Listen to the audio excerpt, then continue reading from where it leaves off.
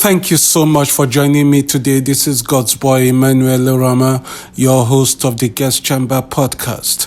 You are very welcome to this episode. I'd like you to search out our Facebook page and our YouTube channel. We want you to subscribe, like, follow, and leave comments there for us. We will be very glad to have you there. Today we are going to read a lengthy passage. It's going to be from the book of Judges, chapter 19, verse 1 to 10, and verse 22 to 30. Judges chapter 19, verse 1 to 10, and verse 22 to verse 30. And I'll read from the New International Version. It says, "In those days, Israel had no king. Now a Levite who lived in remote area in the hill country of Ephraim took a concubine from Bethlehem in Judah. But she was unfaithful to him. She left him and went back to her parents' home in Bethlehem, Judah. After she had been there 4 months, her husband went to her to persuade her to return. He had with him a servant and 2 donkeys. She took him into her parents' home, and when her father saw him, he gladly welcomed him. His father-in-law, the woman's father, prevailed on him to stay. So he remained there 3 days, eating and drinking and sleeping there. On the 4th day, they got up early, and he prepared to leave. But the woman's father said to his son-in-law, 'Refresh yourself with something to eat, then you can go.' So the 2 of them sat down to eat and drink together. Afterward, the woman's father said, 'Please stay tonight and enjoy yourself.' And when the man got up to go, his father-in-law persuaded him. So he stayed there that night. On the morning on the 5th day, when he rose to go, the woman's father said, 'Refresh yourself, wait till afternoon.' So the 2 of them ate together. Then when the man with his concubine and his servant got up to leave, his father-in-law, the woman's father, said, 'Now look, it's almost evening. Spend the night here. The day is nearly over. Stay and enjoy yourself. Early tomorrow morning, you can get up and be on your way home.' But unwilling to stay another night, the man left and went toward Jebus, that's Jerusalem, with his 2 saddled donkeys and his concubine." Verse 22 to verse 30. While they were enjoying themselves, some of the wicked men of the city surrounded the house, pounding on the door. They shouted to the old man who owned the house, "Bring out the man who came to your house so we can have sex with him." The owner of the house went outside and said to them, "No, my friends, don't be so vile. Since this man is my guest, don't do this outrageous thing. Look, here is my virgin daughter and his concubine. I will bring them out to you now, and you can use them and do to them whatever you wish. But as for this man, don't do such an outrageous thing." But the man would not listen to him. So the man took his concubine and sent her outside to them, and they her and used her throughout the night, and now dawn they let her go. At daybreak, the woman went back to the house where her master was staying, fell down at the door, and lay there until daylight. When her master got up in the morning and opened the door of the house and stepped out to continue on his way, there lay his concubine, fallen in the doorway of the house, with her hands on the threshold. He said to her, "Get up, let's go." But there was no answer. Then the man put her on his donkey and set out for home. When he reached home, he took a knife and cut up his concubine, limb by limb, into 12 parts, and sent them into all the areas of Israel.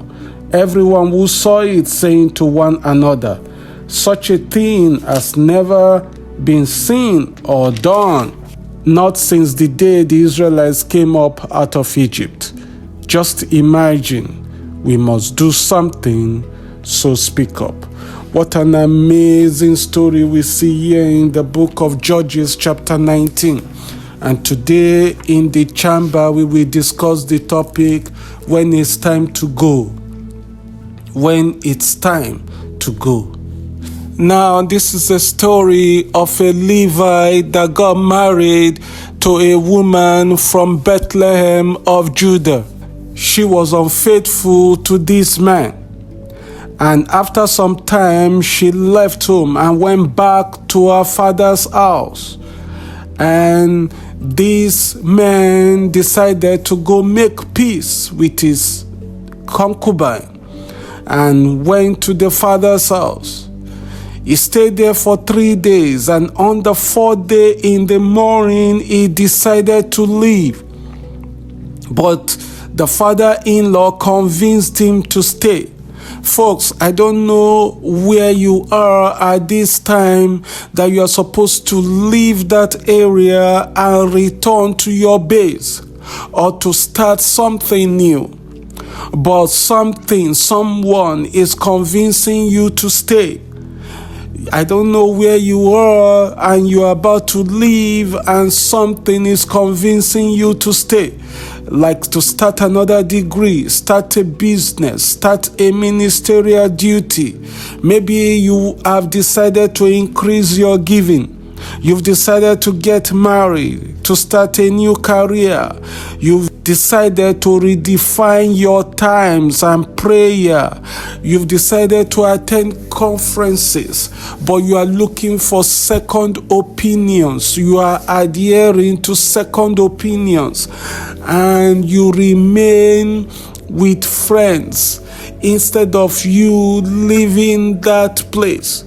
Folks, when it's time to go, it is time to go.